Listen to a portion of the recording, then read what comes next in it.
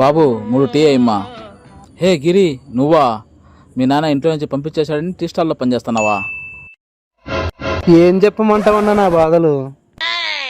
సర్లే, టీ తీసుకొని రా, కూర్చొని మాట్లాడదాం.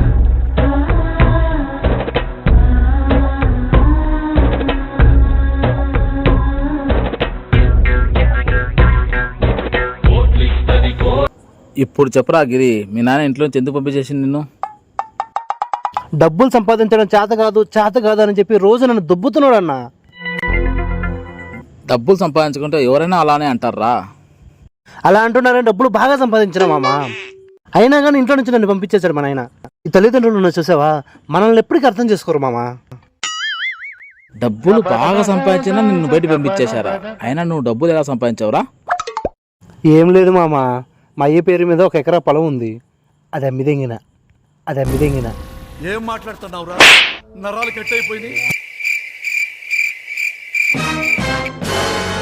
నీ దాంట్లో నీ ఇంట్లో నుంచే కాదురా, ఊళ్ళో నుంచి వెలేయాలా?